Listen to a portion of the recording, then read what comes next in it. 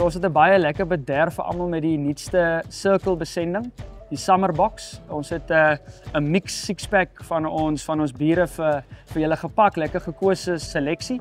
So ek wil net julle so 'n bietjie verduidelik wat julle te wagte kan wees. Ons eerste bier is ons Cederberg Original Lager. Suid-Afrika is 'n lager producing country. Ongelooflike easy drinking, refreshing bier. Verskriklik lekker lig op palet, laag in alkohol. En ja, ons is ook natuurlik baie trots om te sê ons het met die South African National Beer Trophy laasweek donderdag het ons silwer vir ons Cederberg Lager gewen. So ons is baie trots daarop. Volgende een is ons Bochum Blonde Ale.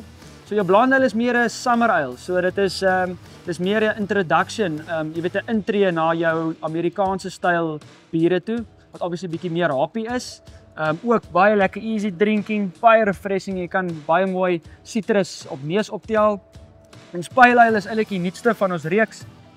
So dis 'n session Pale Ale wat beteken jy weet jy kan meer in 'n sessie van hom drink. Al wat dit maar beteken is hy's laer in alkohol as wat jou IPA sal wees, wat die voetsek sal wees, en ook laer in IBU, jou IBU wat jou International Bitterness Units is. So ook 'n baie lekker hoppy, jy weet jy kry baie hints van guava, passion fruit, maar nie so bitter soos wat 'n IPA sal wees. En dan natuurlik my all-time favorite ou voetsek, die groot boetie. So 'n lekker full-on IPA. Super mooi op neus, passion fruit, litsie. Jy wil hom amper met een sluk wil jy hom uitdrink. Lekker bitter wat jy te wagte kan wees, maar ja, super mooi bier. Nou ja toe, julle moet hom geniet.